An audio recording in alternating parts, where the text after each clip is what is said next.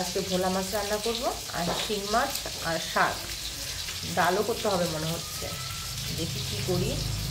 হ্যাঁ, ডাল না করলে আমার হয় না, ডাল আমাকে করতেই হয়।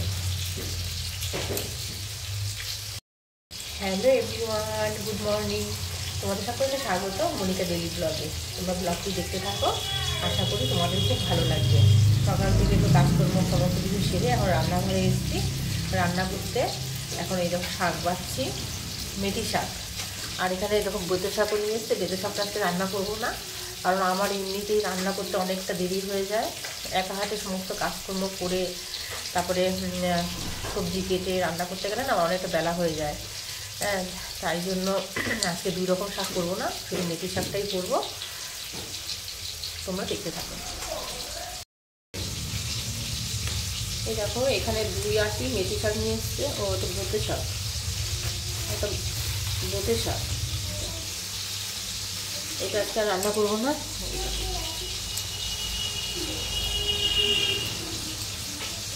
আগে তো আমরা শাক খেতাম খুব অল্প, তা এখন আমাদের মানে বেশি করে শাক সবজি, তারপর ছোটো মাছ এগুলোই খেতে হবে। তাই মেথি শাকটা এখন বেছে নিচ্ছি। আচ্ছা, মেথি শাক রান্না করব। আর আরেকাটি যে বেঁতে শাক আছে সেটা রেখে দেবো কালকের জন্য, কারণ একই দিনে 2 রকম শাক ভালো লাগবে না। হ্যাঁ, এই দেখো শাকগুলো এখন বেছে নিচ্ছি। এই শাকটা হচ্ছে বেগুন, শিম, বড়ি দিয়ে রান্না করব। আর নামানোর আগে একটুখানি চিনি দিতে হয়, খেতে ভালোই লাগে। কিন্তু এই শাকটা আমার ছেলে খায় না, আমার ছেলে আবার লাল শাকটা খায় আর কলমি শাকটা খায়, এছাড়া অন্য কোনো শাক খায় না। আর পালং শাক এগুলো কিছুই খায় না, আমরা খাই, আমাদের ভালো লাগে।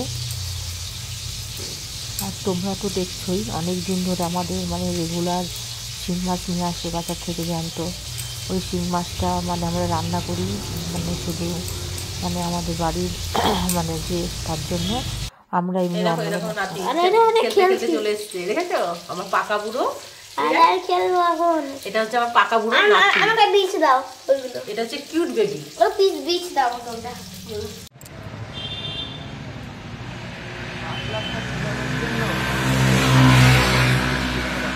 আমাকে শুনিয়েছে, মমকে শুনিয়েছে, বা তোমাকে শোনাতে পারিনি, তাই শুনিয়ে দিই।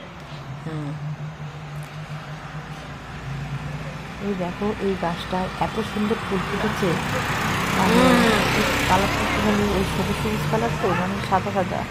এটা যদি অন্য কোনো কালার হতো দেখতে আরও বেশি সুন্দর লাগতো। কতগুলো রক্তগাঁদা গাছ লাগিয়েছিলাম, অনেকগুলোই লাগিয়েছিলাম, কিন্তু বৃষ্টির জলে সব নষ্ট হয়ে গেছে। এই 3-4টে গাছই জ্যান্ত রয়েছে, তাই ভাবলাম তোমাদের সাথে একটু শেয়ার করি। রান্না করতে করতে একটু বাইরে এসেছিলাম, মাটিটা বাইরে খোলা করছিল দেখতে, তাই ভাবলাম তোমাদের সাথে একটু গাছগুলো শেয়ার করি, তাই জন্য দেখালাম। এই দেখো, আমি এখন মাছগুলো ভেজে নিচ্ছি। ভোলা মাছ আর একটু শিং মাছ।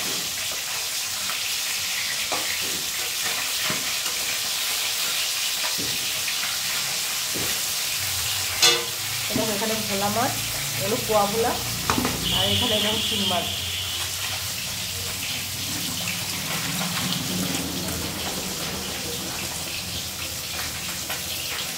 এরকম শিং মাছ, এরকম শিং মাছ।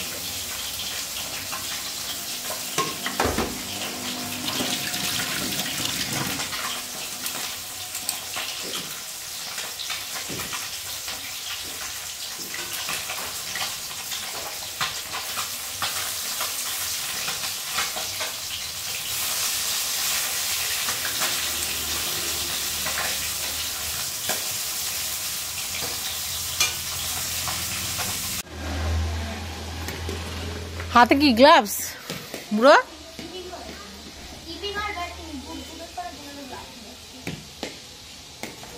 পড়ছিলি বই?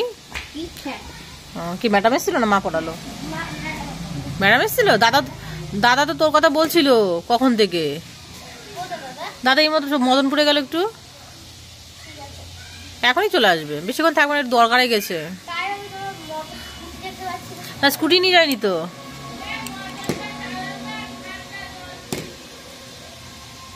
দিয়েছি।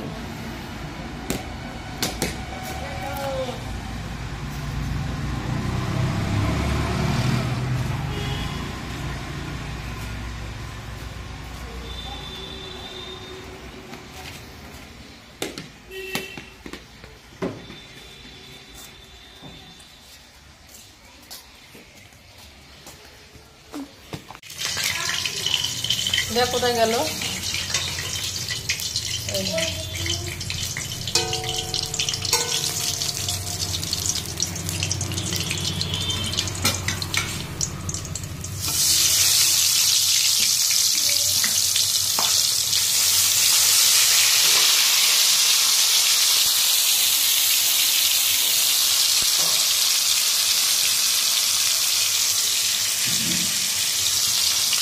শাকটা এখন ধুয়ে নিচ্ছি জল দিয়ে ভালো করে।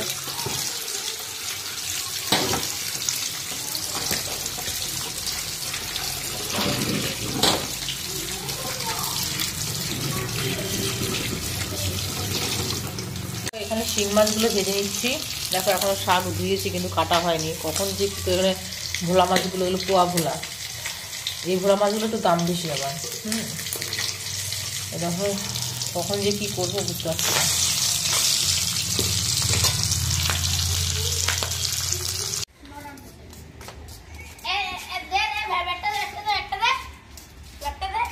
বুড়ো খেলা ভালো হচ্ছে, খেলো।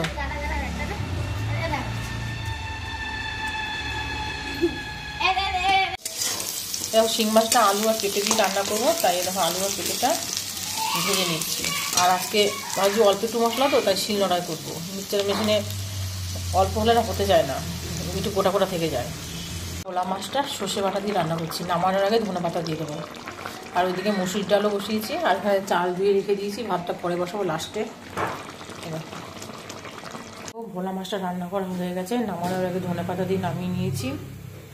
দেখতে কেমন হয়েছে অবশ্যই কমেন্ট করে জানাবে।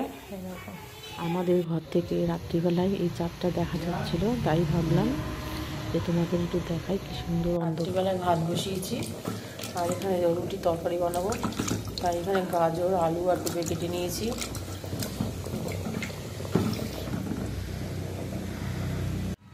এই দেখো রাত্রিবেলায় একটু ফুলকপির পকোড়া বানাবো, তাই জন্য চালের গুঁড়ো, ধনে পাতা, লঙ্কার গুঁড়ো সমস্ত কিছু দিয়ে মেখে ভাজবো।